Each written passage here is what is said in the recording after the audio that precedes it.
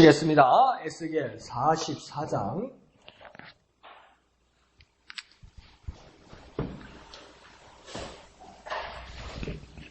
에스겔 44장 1절에서 14절까지 생명의 삶 4월 23일분 44장 1절에서 14절까지 다같이 한음성으로 읽겠습니다. 시작. 그가 나를 데리고 성소의 동쪽을 향한 바깥문에 돌아오시니 그 문이 닫혔더라.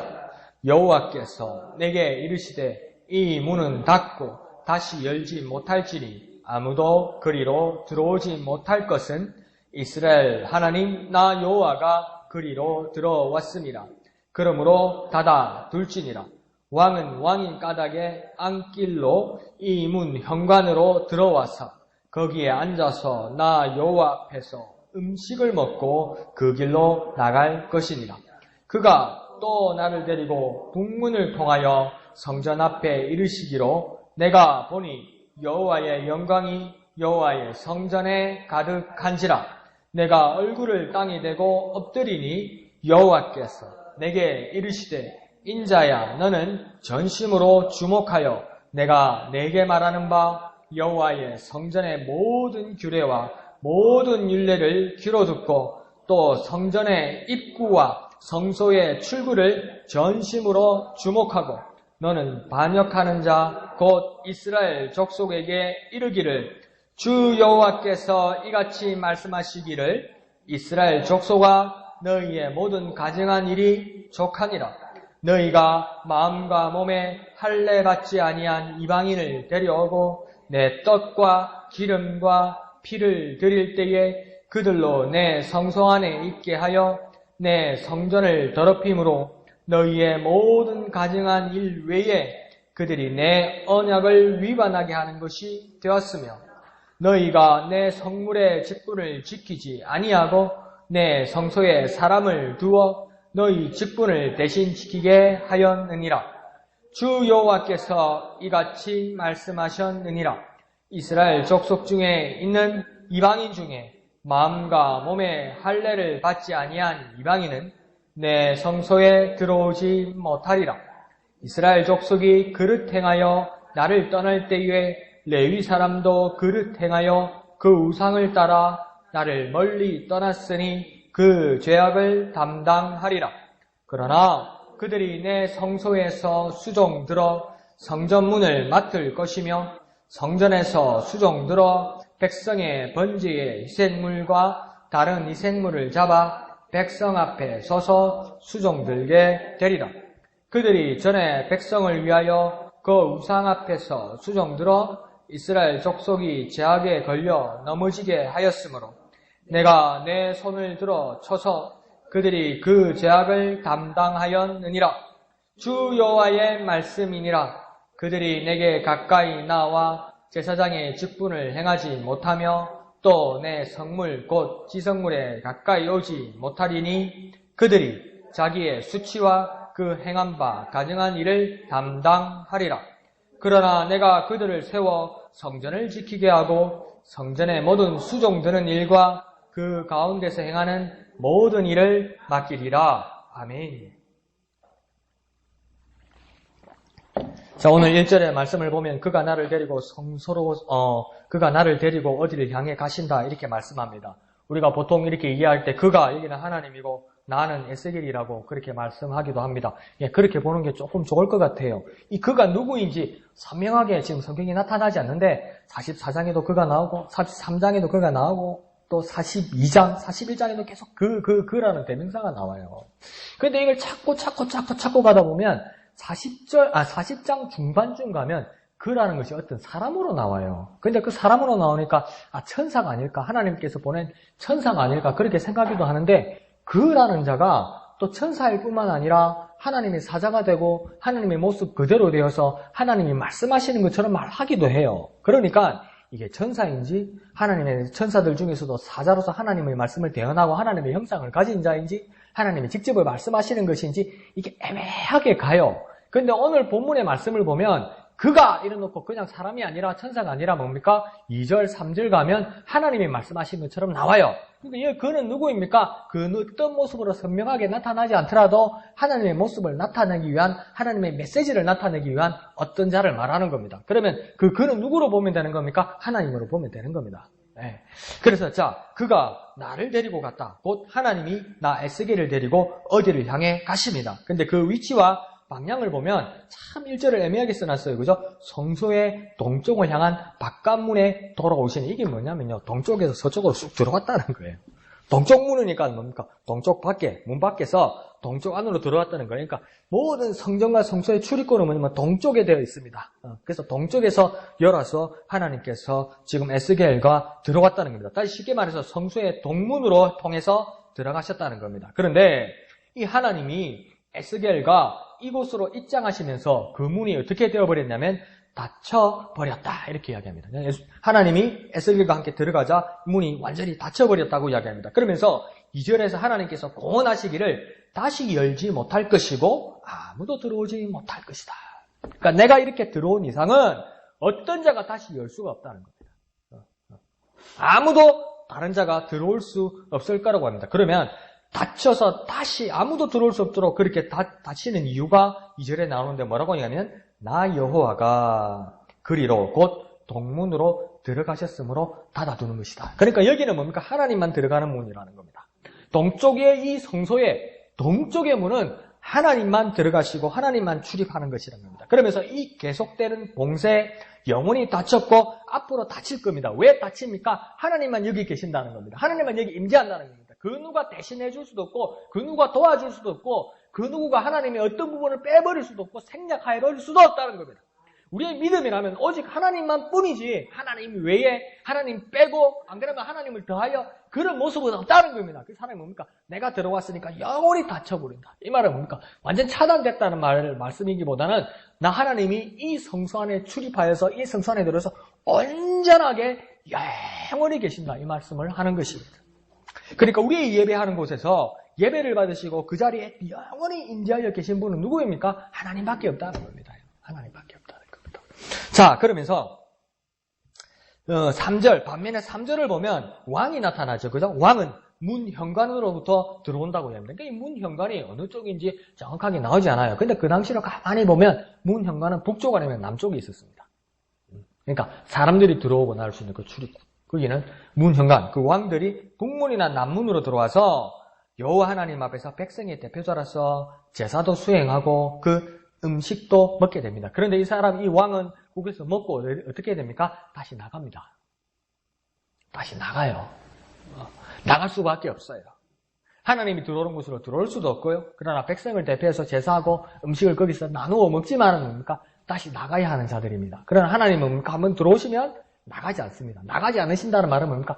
영원히 예배 받으시는 곳에서 임재하신다는 겁니다요. 그러면요, 이게 문제가요. 우리가 정말 심각하게 받아들여야 될 것은 뭐냐면요. 그러면 하나님께서 이 우리 예배의 자리에 하나님과 함께 와 계시기 때문에 영원히 이 자리에 계시기 때문에 예배의 자리에서 정말 경건하고 거룩한 마음으로 하나님 앞에 전심을 다하여 예배 드려야 된다. 이거 맞아요. 정확해요. 그런데 고린도전서 3장 16절에서 뭐라고 바울은 이야기합니까?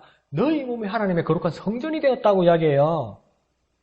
우리가 성전이 되었다고 이야기해요. 성전의 용도는 뭡니까? 여러분, 성전의 용도가 뭡니까? 아니, 성전의 용도가 뭐 때문에 성전을 지었습니까? 하나님 앞에 제사하기 위한 거 아닙니까? 성전의 용도는 하나님 앞에 제사하는 거예요. 다시 말하면 성전의 용도, 예배당의 용도, 성전의 용도는 오늘날 그리스도인들의 성전의 용도는 뭡니까? 하나님 앞에 예배하는 거예요. 모양을 만드는 것도 아니고 자랑하는 것도 아니고 멋진 것을 재산을 보여주는 것도 아니에요. 동산부동산을 보여주는 것도 아니에요. 그런데 바울은 뭐라고 하냐면 너희 몸에 하나님이 계신 성전인 줄 알지 못하느냐 뭡니까? 우리가 성전이에요. 그러면 뭡니까? 항상 우리의 삶은 예배가 되어야 돼요. 우리의 행실이요. 일생을 통해서 뭡니까? 하나님이 여기 와 계시기 때문에 우리의 삶이 예배가 되어야 되는 겁니다요. 방심하지 말라는 겁니다요. 이제 그리스도인은 예배의 삶을 살아야 되는 이유는 뭐냐면 우리 몸을 성전 삼아 계시기 때문입니다. 그 모습을 지금 말씀하는 겁니다. 자, 하나님이 들어오신 곳은 하나님의 거룩 외에는 어떤 것도 가미될 수 없습니다. 하나님이 들어오시고 하나님의 은혜 베푸시고 하나님의 영광이 있는 곳에는 그 어떤 것이 더해지거나 그 어떤 것이 빠질 수도 없는 것입니다. 에스겔이 하나님을 따라 동문으로 들어갔을지라도 그것은 에스겔이 하나님을 도와드는 것이 아니라 에스겔이 온전히 하나님의 은혜를 받은 겁니다. 에스겔이 뭘 한 건 없는 겁니다. 에스겔이 어떤 공로나 에스겔의 성품이나 그의 신분 때문이 아닙니다. 에스겔이 왜 동문을 통해서 하나님과 함께 들어갈 수 있었습니까? 그것은 오직 하나님의 은혜이고 오직 하나님의 거룩하심을 힘입어 그 자리에 들어갈 수 있었던 것입니다. 그러면 하나님께서 우리를 성전 삼으시고 우리에게 예배 받으시기를 원하신다는 그것은 무엇입니까? 오직 주님의 은혜라는 겁니다. 내가 자격이 있어서 그러는 게 아니고요. 오직 주님의 은혜라는 겁니다. 어떻게 내 몸이, 어떻게 내 삶이 성전이 되고 예배될 수 있습니까? 내가 열심히 하면 되겠죠? 아니요. 내가 열심히 하면 예배가 된다고요? 아니, 누가 그렇게 가르쳐 줬어요? 하나님께서 날 그렇게 삼으셨기 때문입니다. 하나님 내게 그렇게 은혜를 베푸셨기 때문입니다. 정말 보잘것없고 정말 아무것도 아니고 정말 하나님 앞에 접근할 수 없는 내가 나를 하나님께서 하나님의 예배 받으시는 성전으로 삼으셨기 때문에 하나님께서 내게 은혜로 삼으셨기 때문에 나는 예배할 수 있는 겁니다요. 여러분 예배하는 건 은혜입니다. 경상남으로 할 거예요. 예배가 노가다가 아닙니다. 예배가 힘든 게 아닙니다. 목사가 설교하고 있는데 막 지루해가지고 뒤로 막 시계 보고 아이고 시계 보려면 자기 손목 시계 보면 왜 지금 벽시계를 이래 아유 예배가 노동인 거죠. 저도 뒤로 볼 때 있어요. 저도 해이해져서 볼 때가 있어요. 근데 뭡니까? 예배는 노동이 아닙니다. 예배는 주님께서 베푸신 은혜입니다. 내 삶이 예배할 수 있다는 것 오직 주님의 은혜입니다. 한번 해볼까요? 예배는 주님의 은혜다. 내가 예배한다면 은혜 받았다. 내가 예배한다면 은혜 받았다.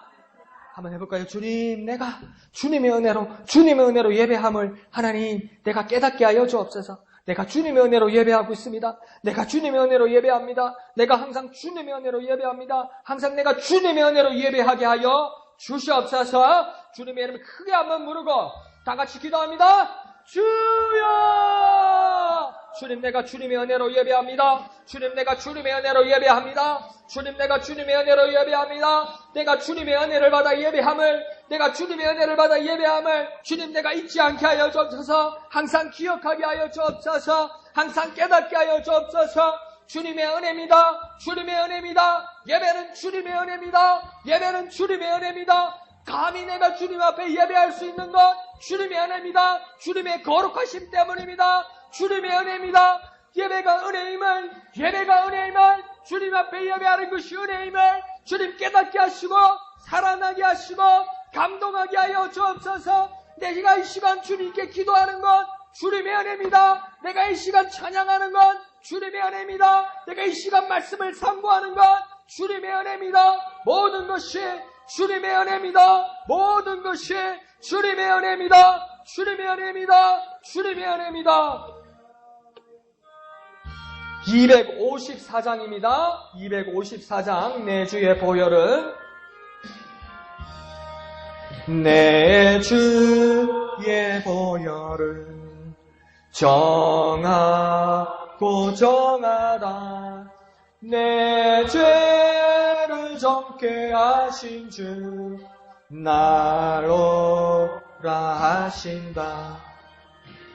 내가 주께로 지금 가오니 십자가의 보혈로 날 씻어 주소서. 약하고 주해도 주께로 나가면 힘주시고 내 주함을 곧 씻어 주시네. 내가 주께로 지금 가오니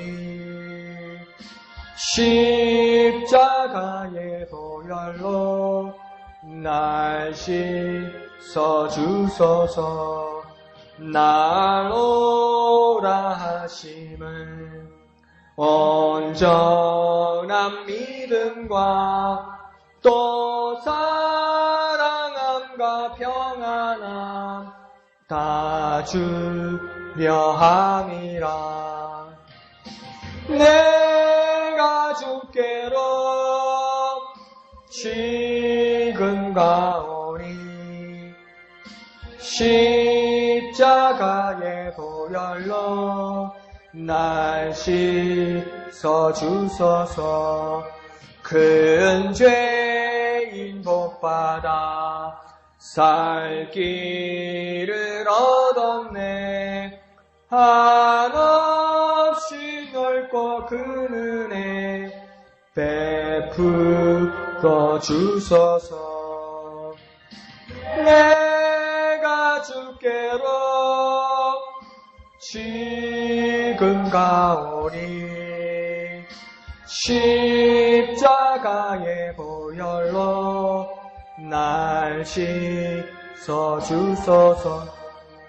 그 피가 맘속에 큰 증거 됩니다. 내 기도 소리 들으사 다 허락하소서.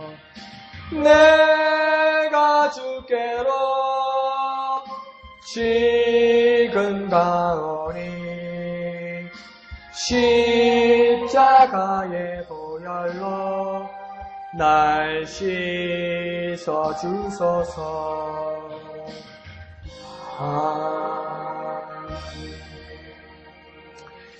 진짜 주님의 은혜입니다. 우리가 예배하는 것, 우리가 주님 앞에 기도하는 것 다 주님의 은혜입니다. 주님께서 우리를 위하여 흘리신 그 귀하신 피 때문에 우리가 예배하는 겁니다. 주사님이 왜 예배하러 왔지? 우리하고 다른데?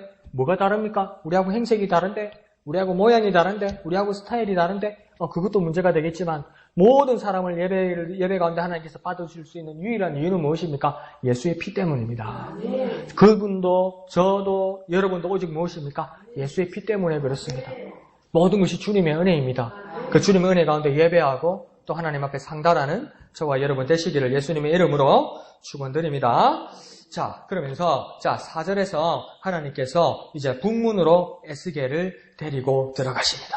그러면서 그곳에 여호와의 영광이 성전에 가득한 것을 보게 됩니다. 그러자 에스겔의 모습은요, 압도되어서 땅에 엎드려져 버립니다. 그러니까 에스겔이 땅에 하나님의 영광에 압도되어서 엎드려지는 것이 그냥 정말 어떤 현상으로 자기가 압도되어서 그렇게 엎드려진다고 이야기할 때 그냥 내가 막 쓰러지는 것처럼 그런 모습, 요즘에 어떤 막 기도하는 안수하는 분들이 막 기도해서 쓰러지는 모습, 그 모습일 수도 있고요. 그런데 뭡니까? 에스겔의 마음에 하나님의 뜻을 사모하고 하나님의 영광을 바라보는 그 눈이 있기 때문에 그게 완전 그 하나님 앞에 압도되어서 그 딱 땅에 엎드리는 거예요. 왜요? 에스겔에게는 하나님을 경외하는 마음이 있고 하나님을 경외하는 모습이 있기 때문입니다. 그 누가 힘과 파워와 능력으로만 사람을 쓰러뜨리는 정도가 아니라 에스겔이라는 사람 자체가 하나님을 경외하고 하나님을 존경하고 하나님을 사모하는 그 마음 때문에 하나님의 영광이 나타나 버리자 뭡니까? 자기는 완전 포기해버리는 거죠. 그래서 엎드려버리는 그 모습이 나타나는 겁니다. 그런데 이 영광이 한 번으로 일시적으로 상황이 종료되지 않습니다. 그러니까 한번 경험했으니까 나는 그런 경험을 했어. 내게 그런 역사가 있었어. 한번 그 영광을 봤었지. 그걸로 끝나는 것이 아니라 하나님께서 5절로부터 하나님께서 에스겔에게 주문하고 숙제를 주시는 것들이 있습니다. 그래 5절을 보면 이 수로들을 보면 서술어들을 보면 동사들을 보면 더 쉽게 말해서 하나님이 지시하는 모습들만 보면 하나님의 영광에 대해서 어떻게 바라보아야 되고 어떻게 행동해야 되는지를 하나님께서 말씀합니다. 첫 번째 5절에 보면 주목하라고 이야기합니다. 그 다음 무엇입니까? 들으라고 이야기합니다. 그런데 한 번 더 하나님께서 강조하십니다. 주목하라고 이야기합니다. 주목한다는 건 뭡니까? 아주 주시해서 중심으로 바라보라는 겁니다. 눈목자니까 그죠? 눈으로 정확하게 바라보라는 겁니다. 그런데 이 주목하는 방법도 하나님께서 가르쳐 주십니다. 어떻게 주목하라고 오늘 본문 5절에서는 말합니까? 전심으로 주목하라. 전심으로 주목한다는 말은 무엇입니까? 우리나라 말로 하면 온 마음으로. 내 마음이 이만큼 있으면 내 마음 전체를 다해서 내 마음을 다 써서 하나님의 뜻을 바라보라는 겁니다. 예의주시해서 바라보라는 겁니다. 에스겔이 이렇게 땅에 하나님의 영광을 엎드려질 수 있었던 이유는 뭐냐면 모든 사람들에게 어떻게 보면 성전에서 하나님 앞에 예배하는 모든 사람들에게 하나님의 영광이 비출 수도 있어요. 그런데 온 전심으로 주목하고 듣고 바라보지 못하는 사람들은 쓰러지지 않을 수도 있어요. 엎드려지지 않을 수도 있어요. 왜요? 관심이 없으니까. 관심이 없으면 안 보여요. 그런데 에스겔에게는 뭡니까?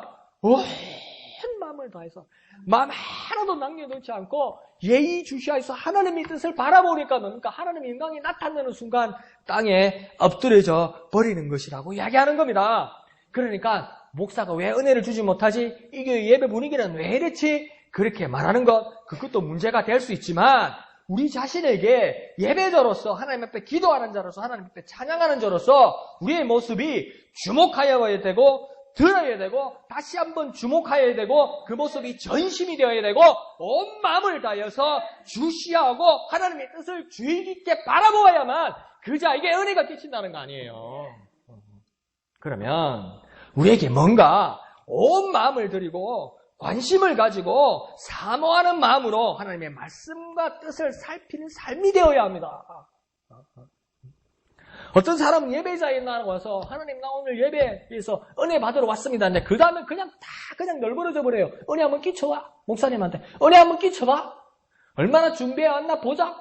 얼마나 연습해 왔나 보자. 찬양 한번 해봐. 이거 아니라는 거예요. 이게요. 그래 나가면서 은혜 많이 받았습니다. 니 오늘 말 좀 잘하네. 그거 아니라니까요. 오늘 좀 재미있었다. 아니라니까요.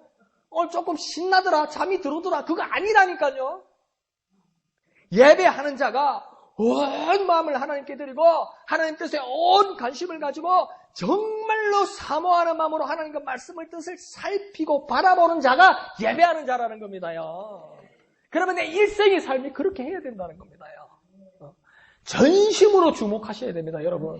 하나님께서는요, 온 마음을 다해서 바라봐야 됩니다. 목사님, 내가 옛날에 그랬지요.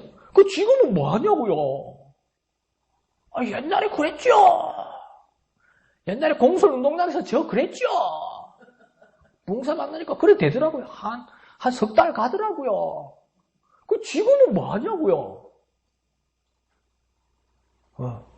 지금 해야 된다는 겁니다. 전심으로 하나님의 뜻을 바라보고 주목해야 한다는 겁니다. 한번 해볼까요? 전심으로 주목하자.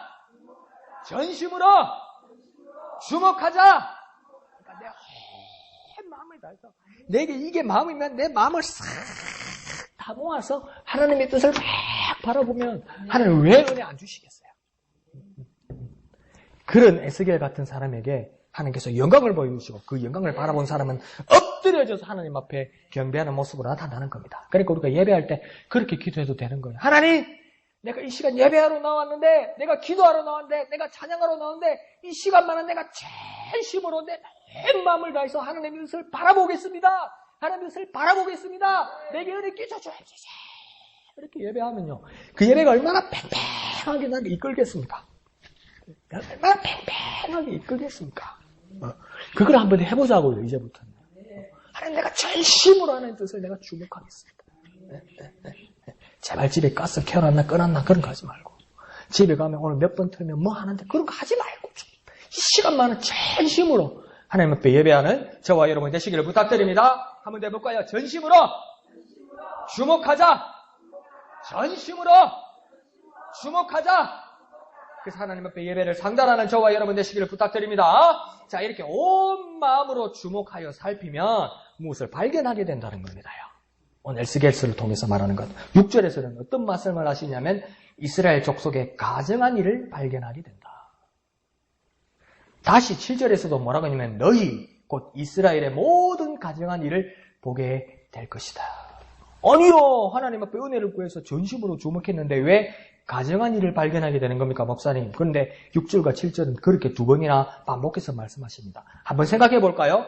거룩하신 하나님 말씀으로 온 마음을 다해서 주의 깊게 하나님의 뜻과 내 자신을 깊이 살피면 거룩하지 못하고 가증한 것들을 내 속에 있는 것을 발견하게 된다는 겁니다요.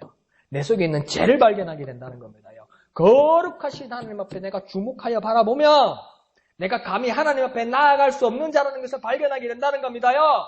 유대인들과 서기관들과 바리새인들은 아주 자랑스럽게 자기 행위와 율법의 행위에 대해서 11조에 대해서 금식에 대해서 많은 사람들 앞에서 선언했어요. 선포했어요. 자랑했어요. 사람들이 부러워했어요. 그런데 세리들은 뭐라고 그랬습니까? 감히 하나님 앞에 나아가지도 못하고 자기는 죄인이라고 이야기했어요. 누구의 예배와 누구의 고백을 하나님께서 받으시겠습니까? 하나님의 예배하러 나오는데 강 목사에게만 적용할게요. 어떻게 언제부터 그렇게 뻔뻔하게 나오냐는 거예요. 하나님 앞에. 죄에 대한 고백도 없이 예배 앞에 어떻게 그렇게 뻔뻔하게 나오냐는 거예요. 거룩하신 하나님 앞에 감히 어떻게 아무 생각 없이 거기 앉아있냐는 거죠. 정말 전심을 다해서 하나님을 주목하여 바라본다면 내가 죄인이라는 것을 발견하게 됩니다. 내 속에 하나님 앞에서 정말 가정한 것이 많다는 것을 발견하게 된다는 겁니다. 7절을 더 구체적으로 보면 거룩하신 하나님의 성소에 대해서 이 이스라엘 사람들이 근거 없고 아무것도 모르는 이방인을 데리고 왔다는 겁니다. 여기서 이방인이라는 것은 뭡니까? 그 당시에는 외국 사람이지만 이 외국 사람들은 어떤 사람이냐면 그냥 외국 사람이 아니라 하나님의 뜻도 모르고 하나님도 모르고 하나님을 향한 믿음도 모르고 하나님을 향한 격식도 모르고 아무것도 모르는 사람을 하나님의 성소에다가 데리고 왔다는 겁니다. 그러면서 어떤 일을 시켰냐면 떡과 기름과 피를 드리는 의식의 자리에 이방인들이 들어와 더럽혔다는 겁니다. 뭡니까? 제단에 있는 제물을 더럽혔다는 겁니다. 제물을 무시했다는 겁니다. 제물을 무시한다는 말은 뭡니까? 제단의 제물은 누구한테 바치는 겁니까? 하나님 앞에 드리는 거 아닙니까? 그러니까 이게 지금 당시에 이스라엘 사람들이 어떻게 다니면 고대 근동에 비슷한 거예요. 뭐 제사도 지나고 짐승도 잡고 뭐 그러니까 비슷하니까 뭐 너 비슷하네. 짐승 목도 잘 따네. 와서 뭐 하라는 거야. 음식도 잘하네. 그러니까 하라는 거야. 그러니까 막 지 맘대로 꿀도 잡아였고 누룩도 잡아였고 막 소 대신 돼지도 잡고 막 이렇게 따는데 이렇게 따. 자기 맘대로 하는 거예요. 자기 맘대로. 그 하나님 받으시겠냐는 거예요. 하나님 받으시겠냐는 거예요. 못 받으시죠. 이 모든 것들이 문제가 되는 것은 하나님께서 분명하게 명시하십니다. 기분 나빠서 안 받겠다는 게 아니라 오늘 본문에서 뭐라고 이 7절에서 얘기하냐면 내 언약, 곧 하나님의 언약을 위반했기 때문이다. 이렇게 얘기합니다. 하나님을 향한 언약을 위반했기 때문이다. 그러면 누구가 약속을 했다는 겁니까? 하나님과 하나님의 백성들이 약속을 했다는 거예요. 분명히 약속을 했는데 하나님의 백성들이 일방적으로 이 계약을 위반했기 때문이라고 하나님께서 이야기하시는 겁니다. 그게 가증하다는 거예요. 약속을 깼기 때문에 가증하다는 거예요. 그렇게 다짐하고 그렇게 하겠다고 말했는데 하지 않고 엉뚱한 사람을 데려와서 하나님을 우습게 보니까 하나님 앞에 가증한 일을 했다는 겁니다. 하나님 앞에 이렇게 하겠다고 계약하고 하나님 앞에 이렇게 살겠다고 약속하고 하나님 앞에 항상 이렇게 하겠다고 언약해놓고 일방적으로 자기 마음대로 위반하고 깨버렸다는 겁니다. 그리고 8절은 더 구체적으로 말씀하십니다. 직분을 준 사람이 있는데 자리도 마음도 순서도 지키지 않고 다른 사람, 곧 이방인, 하나님을 섬기는 일을 모르고 무시하는 사람을 세우는 위반, 불법, 제약을 저질렀다는 겁니다요. 완전 하나님 무시하고 그냥 가만히 앉아서 받으라는 거죠. 내가 주는 거 주는 대로 받아 먹으라는 거죠. 하나님이 장애인입니까? 하나님이 아기입니까? 하나님이 고등원하는 환자입니까? 주는 대로 떠먹일 테니까 받으라는 거예요. 무슨 아닌 밤에 팥죽이냐는 거예요. 그냥 녹두죽 먹으라는 거예요. 무슨 비싼 정복죽 먹겠냐는 거예요. 배 아픈 사람은 흰죽 먹으라는 거예요. 그래서 하나님이 그냥 떠밀어 넣는 거하고 똑같은 짓을 했다는 거 아니에요. 지금. 우리 예배 혹시 그렇지 않습니까? 내가 기분 좋게 드리면 그냥 받아야지 하나님이. 내가 기분 좋게 내 마음대로 드리는데 하나님이 왜 기분 나빠? 우리 혹시 그런 식으로 예배하고 있지 않습니까? 내가 기분 좋으면 하나님도 기분 좋아야지 이러고 있는 거죠. 이게 예배입니까? 아니라는 거죠. 약속을 어겼을 때는 만약 우리가 약속을 어긴다면 그 계약 당사자를 도발한 것입니다. 그런데 그 계약 당사자가 하나님일 때는 아주 큰 제약이 되는 겁니다. 이게. 사람들끼리도 약속을 했는데 약속을 지키지 않으면 그 사람에게 도전하고 도발하고 싸우자는 거예요. 그죠? 너 나하고 이제 한번 붙자는 거예요. 법적으로든 물리적으로든 감정적으로든 돌아서고 싸우겠다는 거 아니에요. 그런데 뭡니까? 하나님의 백성의 계약의 당사자는 누구입니까? 하나님 아니에요. 하나님 앞에 도발했다는 거예요. 뭐 어쩌자는 겁니까 이거요? 큰일 날 죄악이 된다는 겁니다. 그러자 9절에 하나님은 이 성전을 이제 정화하십니다. 깨끗하게 하십니다. 그러면서 이방인을 하나님이 성소에서 들어오지 못하게 하십니다. 그 이유는 무엇입니까? 이들이 마음과 몸에 할례를 받지 않았기 때문이라고 이야기합니다. 이 말씀은 어떤 뜻일까요? 하나님의 약속을 받지 않았고 그 행색과 몸가짐과 자세가 전혀 하나님을 섬기려는 자들이 아니기 때문에 하나님께서는 이 이방인들을 성소에 들어오지 못하게 하시겠다는 겁니다. 몸과 마음의 할례를 받지 않았다는 것은 합당하지 않다는 겁니다. 하나님 앞에 예배하기에 합당하지 않다는 겁니다. 우리의 모습이요, 하나님 앞에 예배하기에 합당한 모습으로가 합당한 마음과 합당한 행색으로 나와야 된다는 겁니다. 제발. 다 타협할게요. 다 타협할게요. 제발 주일 예배 때는 슬리퍼 신지 말고, 맨발로 오지 말고, 추리닝 좀 입지 말고, 머리 좀 빗고. 어른들한테 인사하고도 그렇게 안 가잖아요. 근데 하나님 앞에 왜 그렇게 편해요? 하나님 안 살아계시다가 안 믿으니까 그런 거예요. 마음이 중요하죠, 목사님. 마음이 중요합니다. 그러면 그렇게 사세요. 죄송합니다. 그러나 하나님 앞에 어떤 모습인지 다시 한번 생각해 보아야 할 겁니다.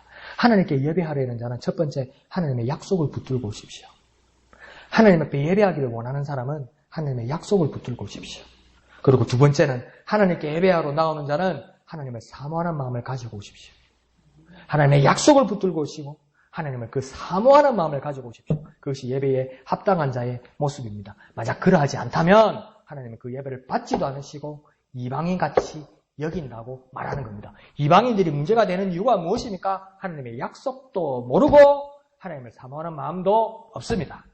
아주 능수능란하고 아주 재주도 좋고 아주 기술도 있는 자들이 누구입니까? 이방인들입니다.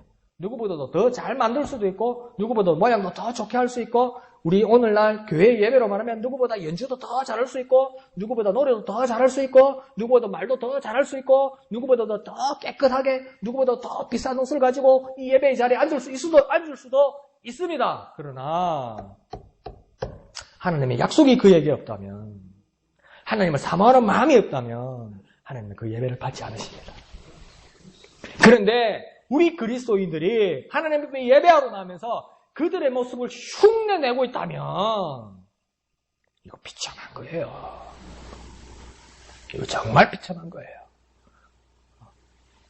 똑같이 이방인처럼 몸과 마음에 할례를 받지 못한 자가 되는 겁니다. 어떻게 예배해야 됩니까? 약속을 붙들고 사모하는 마음으로 예배해야 됩니다.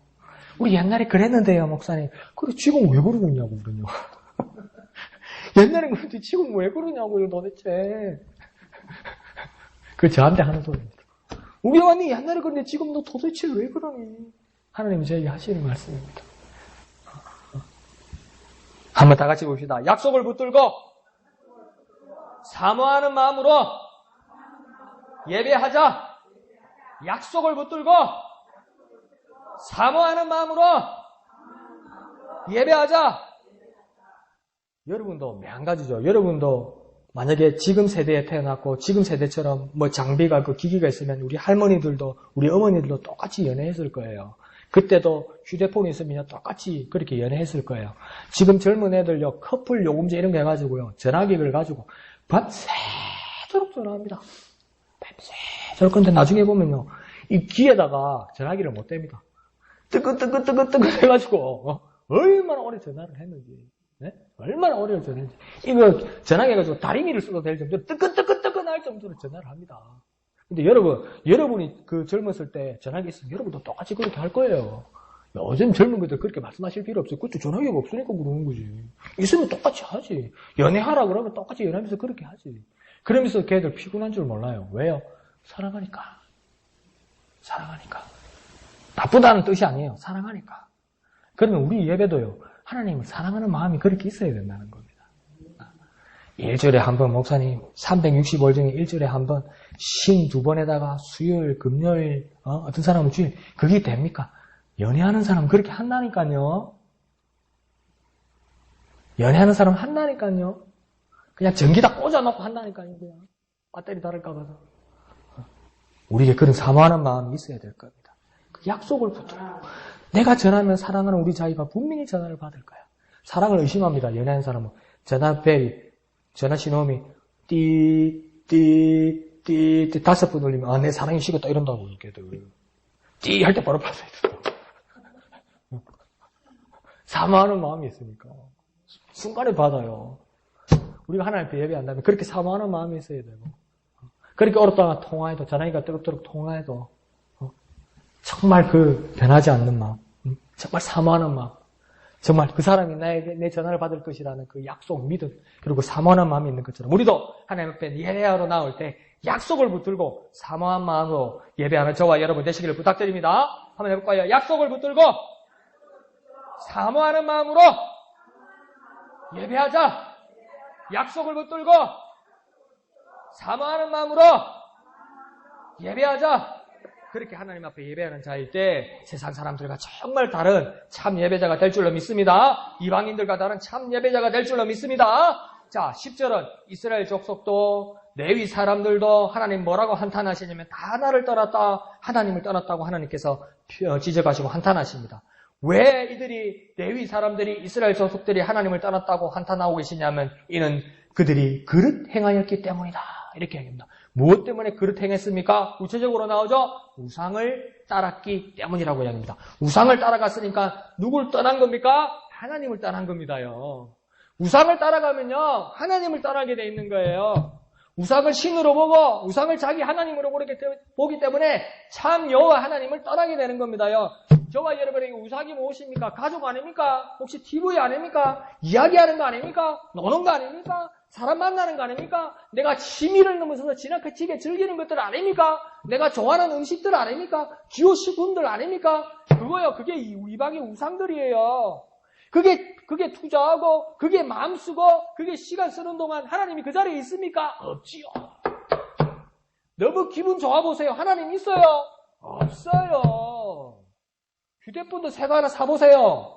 밤새도록 눌러보죠. 그때 하나님 있어요? 없어요. 그 순간 하나님 되는 거예요. 그 전화기가요. 그 즐거움이요. 하나님 되는 거예요. 그 연애가요. 하나님 되는 거예요. 그게 뭡니까? 다 우상이라는 거죠. 우리에게는 얼마나 많은 유혹들이 있습니까? 우리가 얼마나 자주 저와 여러분은 하나님을 떠나고 있습니까? 이방인이 성소에 들어와서는 안 되는 이유가 바로 이것입니다. 이방인이 성소에 들어와서는 안 되는 이유가 바로 이것입니다. 이방인이 여기 성소에 들어와서 우리와 하나가 되어야지 이방인의 방식에 우리가 물들어서 안 되는 이유가 바로 여기 있는 겁니다. 그런데 이 이방인들이 우상을 섬기게 하는 자들이라고 지금 이야기하는데 이 이방인들이 어디에 들어왔다는 겁니까? 어디에서 지금 우상을 섬기게 한다는 겁니까? 성소에서 그러고 있다는 겁니다. 성소에서요. 우리 예배처에서요. 하나님을 섬기지 못하고 우상을 섬기게 한다고요. 아니요. 바깥 세상에서 그러는 게 아니고요. 여기 들어와서 그런다고요. 여기 예배처에 들어와서 그런다고요. 그러면 혹시 내가 그러고 있지 않는지 나를 바라봐야 된다는 겁니다. 지금.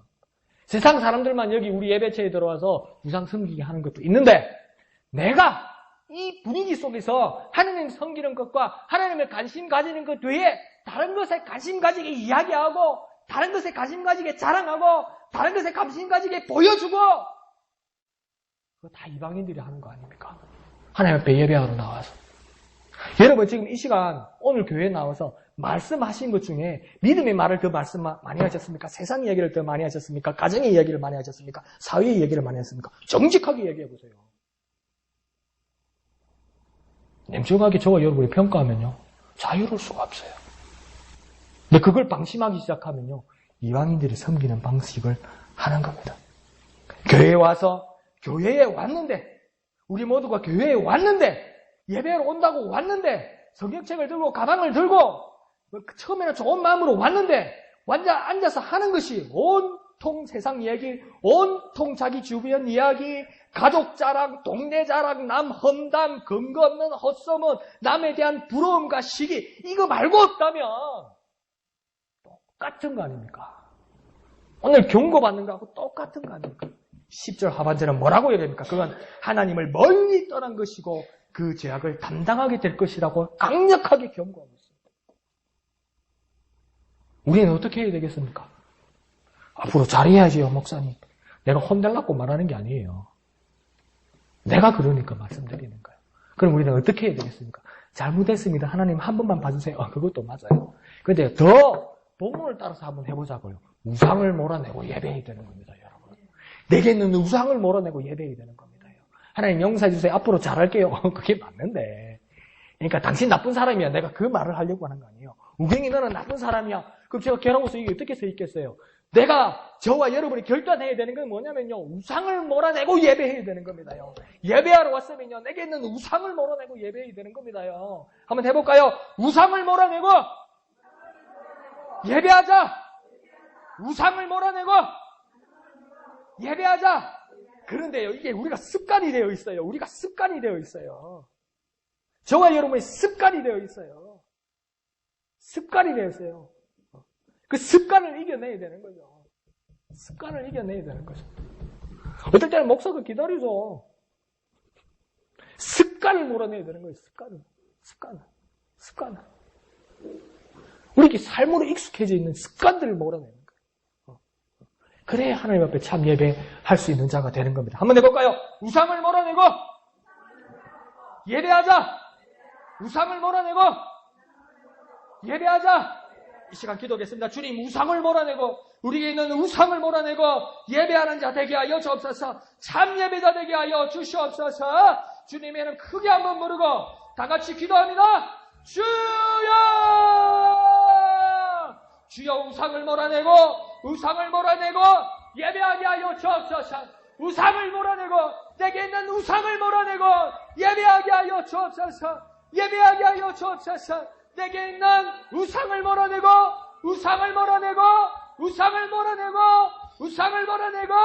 예배하게 하여 주옵소서. 우상을 몰아내고 예배하게 하여 주옵소서. 참 예배하게 하여 주옵소서. 참 예배하게 하여 주시옵소서.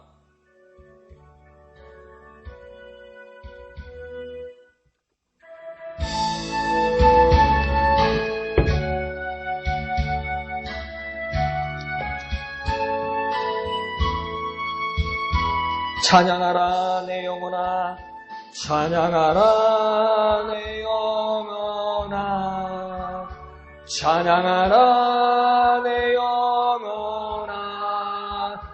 내 속에 있는 것들아 다 내 속에 있는 모든 것들아 찬양하라. 찬양하라 내 영혼아, 찬양하라 내 영혼아, 찬양하라 내 속에 있는 모든 것들아, 내 속에 있는 것들아 다 경배하라 내 영혼아, 경배하라 내 영혼. 우상을 몰아내고 경배하라 내 속에 있는 모든 것들아, 내 속에 있는 것들아 다 예배하라. 내 온 마음으로 예배하라 내 영혼아, 예배하라 내 영혼아. 내 속에 있는 것들아 다 예배하라.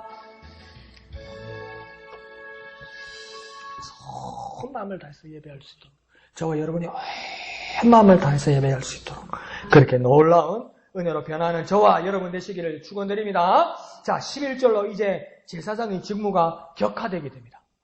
그렇게 귀한 일을 맡았던 제사장들을 이제 하나님께서 일들을 격화시키기 시작합니다. 그러면서 하반절에 어떤 일만 하게 하냐면 수종 들게만 하십니다. 왜 이 제사장들이 수종 드는 일만 하게 되었냐면 12절에 보면 생소한 우상 앞에서 신기하고 수종 들고 시종이나 드는 보조 역할을 했다는 겁니다. 누가요?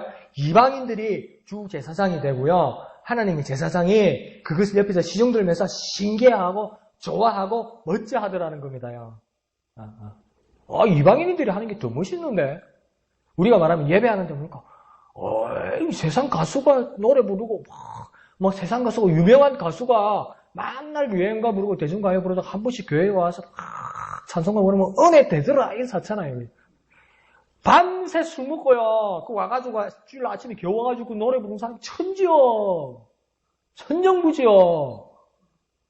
근데 그게 왜 은혜됩니까? 인기 스타니까 그냥 내 마음에 그런 거예요, 그게요. 그걸 부러워, 그걸 멋지하면서 예배를 인도해야 될 자들이, 예배를 인도해야 될 하나님의 사람들이 뭡니까? 보조를 하고, 시중하고, 맞추고, 아첨하고, 그렇게 살더니, 이제 하나님 앞에서도, 하나님 앞에 예배하는 것에서도 너희들은 이제 비전문가로서 수종이나 시종이나 들게 하는 그 제약을 담당하게 하나님께서 시키신다고 이야기하는 겁니다.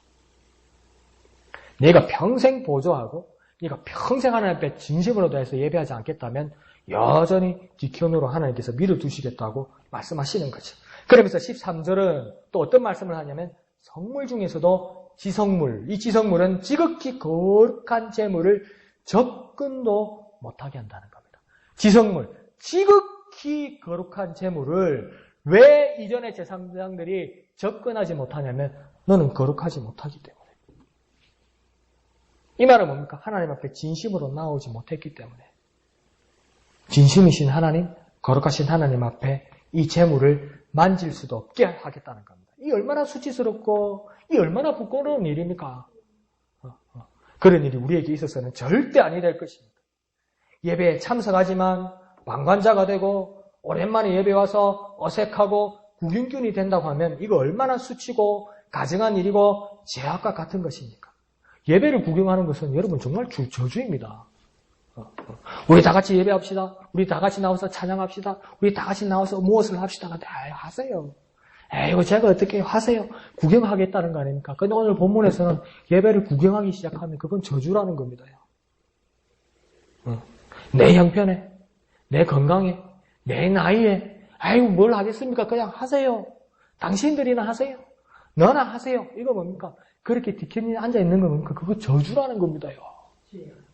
주일날 하나님 앞에서 눈동자 한번 찍고 가는 거 있죠? 예배 시간. 그거 저주라는 겁니다요. 저주라는 겁니다요, 여러분. 예배는요, 적극적으로 하는 겁니다요. 예배는 적극적으로 참여하는 겁니다요. 적극적으로 행동하는 겁니다. 예배를 구경하는 건 저주입니다, 여러분. 어느 순간에 저와 여러분이 예배의 자리에 앉아서 구경하게 했고, 즐기고 있고, 그냥 막 방관자가 되고 있고, 영화 보는 감상자가 되고 있고, 누가 설교하고 있는데 그것이 강의로 들리고, 오늘 참 좋은 이야기를 하네. 그런 식으로 우리의 마음에 앉아있다면요. 그건 구경꾼의 입이 되어버린 거고. 목사님, 나 구경꾼 아닙니다. 그래, 구경꾼 아니죠. 감상자입니다. 똑같은 말입니다요. 그건 저주라는 겁니다.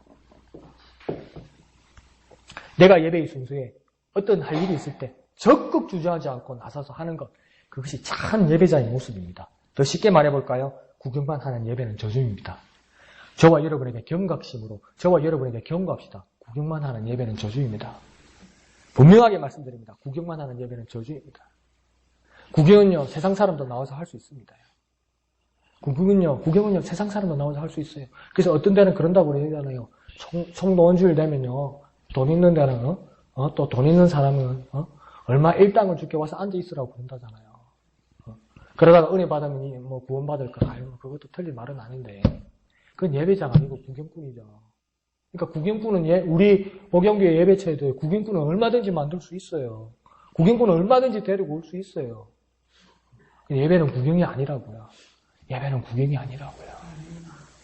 저와 여러분이 예배를 구경하기 시작하면 저주받은 겁니다. 분명히 우리 자신에게 경고하십시오. 구경만 하는 예배는 저주입니다. 내 자세가, 내 마음이, 내 태도가 벌써 구경하기 시작하면요. 그거 저주입니다, 여러분. 분명하게 말씀드립니다. 저주입니다. 어느 순간 흐트러지기 시작하면 그거 저주입니다, 여러분. 저주입니다. 한번 해볼까요? 구경만 하는 예배는 저주다. 구경만 하는 예배는 저주다. 그럼 어떻게 됩니까? 구경 안 하면 되죠. 안 오면 되겠네. 그 말이 아니고 적극 참여해야 된다는 말입니다. 자, 그럼에도 하나님께서는 이렇게 무서운 말로 마무리 짓지 않으시고 14절에서 하나님이 이 제사장들을 완전히 버리지 않으시고 문지기와 수종, 시중, 보조의 일을 하나님께서 맡기신다고 합니다. 이 말은 무엇입니까? 하나님께서 여전히 제사장들에게 맡기시는 일이 있다고 이야기하는 겁니다. 맡기시는 일이 있다는 것은 무엇입니까? 하나님이 여전히 버리지 않으시고 여전히 기대하고 계시고 여전히 직분을 맡기시고 계신 것입니다. 그러면 아직도 하나님은 그들에게 기대하시고 소망을 두고 계신 것입니다. 내가 이전에 이렇게 예배했는데 내가 이렇게 하지 못할지라도 내가 이 예배의 자리에 나와서 내가 몸부림치는 모습을 보시면 하나님은 여전히 저와 여러분에게 기대하시고 하나님이 여전히 저와 여러분에게 소망을 가지시고 하나님은 우리의 어떤 형편에서도 하나님께서 맡기시는 일이 있다는 겁니다요. 하나님이 여전히 내게 소망을 가지고 맡기시는 일이 있다는 겁니다요. 하나님께서는 여전히 내게 작은 일 같아도 맡기시는 일이 있으면 하나님은 나를 포기하지 않으신 것입니다요. 하나님께서 여전히 내게 소명과 사명을 주신 것입니다요. 저와 여러분에게 어떤 모습으로든 직분이 있습니다. 그 직분은 무엇입니까? 내가 하고 싶은 일도 있고 내가 하기 싫은 일도 있고 내가 즐거운 일도 있고 내가 부족한 일도 있고 내가 피하고 싶은 일이 있을지라도 모두에게 동일하게 하나님이 맡기신 것입니다요. 하나님이 맡기셨다면 여전히 하나님은 저와 여러분에게 관심을 가지고 계신 겁니다요. 하나님이 관심을 가지고 계시다는 말은 무엇입니까? 예배건대 저와 여러분이 하나님께서 교통하기를 원하신다는 겁니다요. 하나님이 교통하시기를 원하신다는 말은 무엇입니까? 만나주고 싶다는 겁니다요. 만나주고 싶다는 말은 뭡니까? 여기 오시겠다는 거예요. 그런 소망을 가지고 예배하는 저와 여러분이 되어야 할 것입니다. 하나님이 내게 맡기신 직분을 가지고 헌신하게 하여 주옵소서. 하나님 내게 맡기신 직분을 가지고 헌신하여 주옵소서. 하나님 내게 맡긴 적 없는데요. 그렇게 말씀하시는데 안 듣고 뭐 하고 있냐는 것이요. 하나님은 그렇게 말씀하시는데 안 듣고 있는 거죠. 모르는데요. 하나님 말씀하셨어요. 모르는데요. 안 들리는데요. 들어보세요. 말씀하셨어요. 말씀하셨어요. 아닌데요. 그러지 마세요. 이러고 있지 마세요. 열으세요. 말씀하셨어요. 그 직분에 순종하면 하나님이 여전히 저와 여러분에게 소망을 가지고 계시다는 증거이고 그 증거 가운데 하나님 우리를 만나주시고 하나님 우리를 만나주신다는 건 무엇입니까? 여전히 우리와 함께 하신다는 뜻입니다. 임마누엘 하신다는 뜻입니다. 이 얼마나 은혜입니까? 얼마나 은혜입니까? 경고도 은혜고요. 직분을 맡기시는 것도 은혜고요. 예배도 은혜입니다. 우리가 힘든 것도 은혜고요. 우리가 좋은 것도 다 은혜입니다. 하나님이 주신 것이라면 다 은혜입니다. 그래서 하나님 앞에 이렇게 고백해 볼까요? 내게 맡기신 직분에 헌신하게 하소서. 내게 맡기신 직분에 헌신하게 하소서. 내게 맡기신 직분에 헌신하게 되면, 내게 맡기신 직분에 헌신하게 되면 내가 보람이 있죠. 그걸로 끝나는 게 아닙니다. 하나님 만나주신다니까요. 우리가 직업을 가지고 있고요. 우리가 하는 일을 열심히 하면요. 감사패도 주고요. 표창장도 주고요. 상금도 주고요. 보상도 해주잖아요. 그거 단 한순간이라도 우리가 얼마나 즐겁고 자랑스러워요. 그래서 집에다 붙여놓잖아요. 종이 쪼가리를 넣는데 액자를 내가지고 각고를 해가지고 붙여놓잖아요.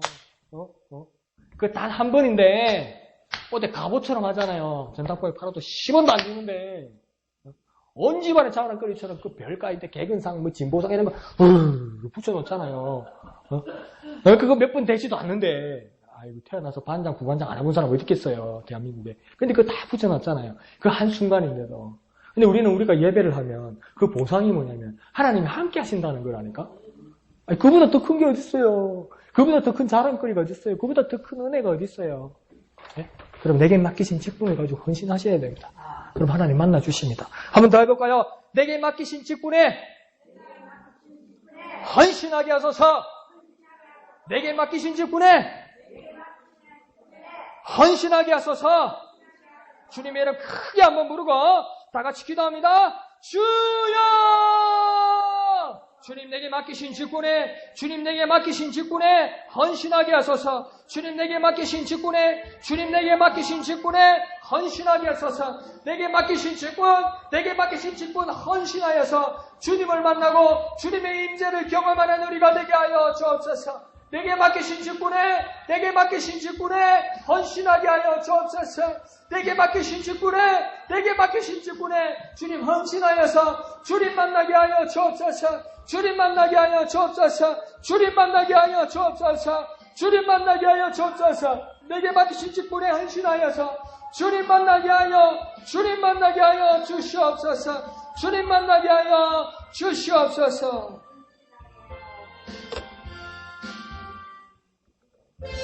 330장입니다. 330장.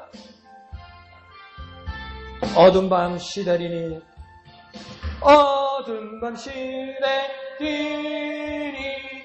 내 직분 지켜서 잔이슬 맺힐 때에 일찍 일어나 해 돋는 아침부터 힘써서 일하라. 일할 수 없는 밤이 속히 오리라. 어두운 밤 시내리니 내 직분 지켜서 일할 때 일하면서 놀지 말아라. 낮에는 수고하나 쉴 때도 겠네. 일할 수 없는 마음이 속히 오리라. 어두운 밤 시내리니 내 직분 지켜서 지는 애 믿긴 볕에 힘써 일하고 그 빛이 다하여서 어둡게 내어도 할 수만 있는 대로 힘써 일하라. 이 시간 다 같이 기도하겠습니다. 주님 내게 주신 직분에 따라 주님 내가 헌신하기를 원합니다. 주님 주신 직분에 따라 헌신하기를 원하는데 나를 가로막고 있는 모든 것들을 뚫어주시고 허물어 주옵소서. 건강이 나를 막고 있다면 주님 건강으로 회복하게 하여 주시고 아픈 부분이 깨끗하게 하여 주시고 힘을 얻어서 직분을 따라 일하게 하여 주시고 마음에 근심이 있다면 근심들 모두 퍼날라 보여주시고 그곳에 주님의 평안과 기쁨이 가득 차서 그 직분을 잘 감당할 수 있도록 도와주옵소서. 금전과 재정과 모든 관계와 가정과 모든 인간적인 관계와 사적인 문제, 가족의 문제, 이 모든 것들이 우리에게 막혀있고 묶여있다면 풀어주시고 뚫어주시고 허물어주셔서 열어주셔서 이 직분 감당하는데 반이 없도록 모두 해결하여 주옵소서. 주님 내가 혹시 자신이 없고 힘든 일이 있고 도저히 되지 않을지라도 그러면 주님 내가 모험하겠습니다. 하나님 말씀을 모험 따라 모험하겠습니다. 내가 먼저 직분에 헌신하겠습니다. 내가 먼저 직분을 따라 헌신하겠사오니 묶여있는 것이 따라서 모두 풀리게 하시고 해결되게 하여 주옵소서. 건강을 주시고 물질을 주시고 화복을 주시고 힘을 주시고 능력을 주시고 부흥을 주시고 행복을 주시고 평안을 주시옵소서. 주님의 이름 크게 한번 부르고 다 같이 기도합니다. 주여! 주님 직분 감당하도록 주님 직분 감당하도록 주님 직분 감당하도록 우리를 막고 있고 우리를 붙들고 있고 우리를 가지 못하게 하는 모든 것들 허물어 주시고 뚫어 주시고 열어 주시옵소서. 건강을 주시고 평안을 주시고 행복을 주시고 물질을 주시고 모든 것을 해결하여 주시고 화목을 주시옵소서. 주님을 따르겠습니다. 주님 주신 소명을 따라 일하겠습니다. 주님 맡기신 일을 하겠습니다. 따르겠사오니 감히 세상의 것들이 우리를 막지 못하도록 붙들지 못하도록 역사하여 주시옵소서. 역사하여 주옵소서. 역사하여 주시옵소서. 도와주시옵소서. 역사하여 주시옵소서. 거룩하신 아버지 하나님 은혜를 감사합니다. 오직 주의 은혜로 예배하는 우리의 모습으로 회복하게 하여 주시옵소서. 우리의 온 마음을 다하여 우리의 전심으로 하나님의 뜻을 주목하고 주시하고 바라보여 그 뜻을 따르는 우리가 되게 하여 주옵소서. 하나님의 주신 약속 붙들고 참으로 사모하는 마음으로 하나님 앞에 예배하게 하여 주옵소서. 우리의 몸과 우리의 마음과 우리의 입술과 우리의 생각 가운데 있는 모든 우상들을 몰아내고 모든 우상들을 쫓아내고 하나님 앞에 참 예배하는 자 되게 하여 주시옵소서. 주님 내게 맡기신 직분 내게 주신 사명 잘 감당하게 하여 주옵소서. 잘 감당하고 헌신하여 하나님의 임재를 경험하게 하여 주옵소서. 임마누엘 하시는 하나님을 경험하게 하여 주옵소서. 주님, 이 직분 감당하도록 우리를 붙들고 우리를 막고 우리를 묶고 있는 모든 것들을 이겨내게 하여 주시옵소서.